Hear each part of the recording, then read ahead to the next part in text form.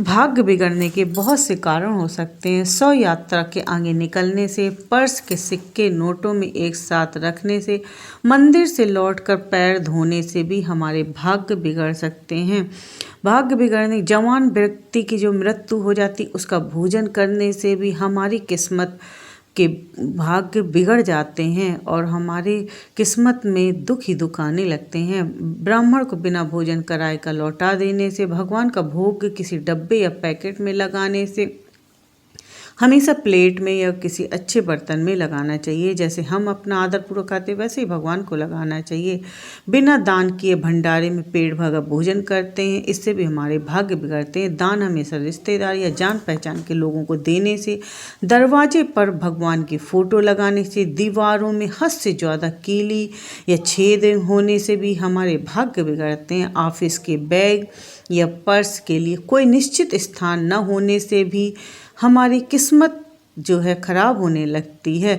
छत पर लोहे के तार बांधने से, बिना स्नान किए चंदन का तिलक लगाने से, भगवान और शनिवार को बाल कटवाने से, बाल काटने के बाद स्नान न करने से, घर के सदस्यों का दक्षिण दिशा में पैर कर सोने से भी हमारी किस्मत खराब हो जाती है, भाग्य बिगड़ जाते हैं और हमारी हर चीज़ में बाधाएं आने लगती हैं।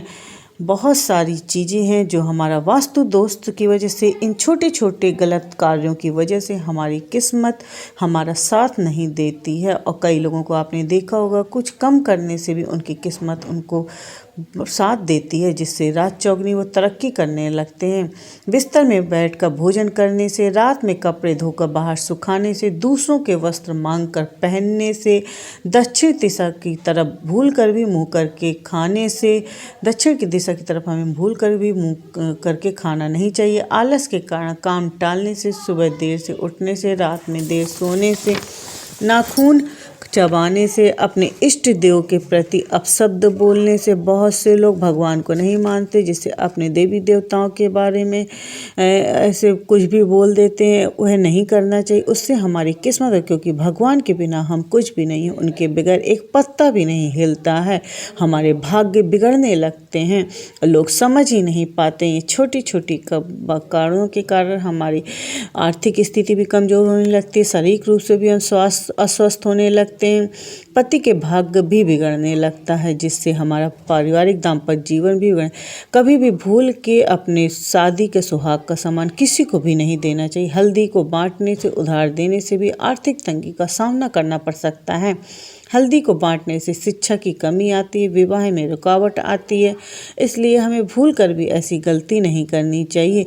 जूते चप्पल को बांटने से शनि का प्रकोप बढ़ता है, ऐसा करने से भाग्य हमारा कमज़ोर हो जाता है। और हमें कलश जैसे शुभ बर्तनों को बांटने से घर में दरिद्रता आती है। उत्तर दिशा की अधिकता देव कुबेर हैं, इसलिए इस दिशा में स्वामी भौतिक रूप से सुख सुविधाओं के स्वामी बुध ग्रह हैं, जिससे हमें राजयोग जैसे वो मिलते हैं सुख। इस दिशा में कूड़ा रखने पर हमारे सभी जो है हानि होने लगती है, हर तरफ से चारों तरफ से बिगड़ने लगते हैं, इसलिए उत्तर दिशा में भूलकर भी कूड़ादान नहीं रखना चाहिए, कबाड़ नहीं रखना चाहिए, धन हानि होने लगती। कितना भी धन आप कमा लें हमेशा खर्च हो जाएगी, जिस वजह से इस दिशा में हमेशा स्वच्छ रखें और गलत चीज़ों का इस स्थान में कभी भूल के भी ना रखें। ऐसा करने से धन वैभव और हमारी जो भी किस्मत में हमारे सुख बदे होते हैं वो चले जाते हैं और संपन्नता आती नहीं है। वास्तु के अनुसार भी घर में पानी का बहाव जो है दक्षिण दिशा की ओर होने से घर में कभी भी तरक्की नहीं आती, पैसा नहीं टिकता। इससे बनाए हुए हमारे काम बिगड़ने लगते हैं। कई बार हम काम सही करते हैं, उसके बावजूद हमारी छोटी सी कमी के कारण हमारे काम बिगड़ जाते हैं, इसलिए हमें ऐसा नहीं करना चाहिए। पानी के निकलने की सबसे सही दिशा उत्तर दिशा मानी जाती है। इस दिशा में पानी को निकालने से धन और सम्मान में वृद्धि होती है, क्योंकि हम कई बार बहुत पैसा कमा लेते हैं, सम्मान नहीं मिलता, इसलिए अंदर ही अंदर हम टूटने लगते हैं, दुखी होने लगते हैं, परेशान होने लगते हैं। और कार्यों में अगर कोई परेशानी आती है तो हम पूरी रूप से टूट जाते हैं और हम किसी चीज़ को भी अच्छे से नहीं कर पाते। पाते हैं, इसलिए आप हमेशा इन बातों का ज़रूर ध्यान रखें।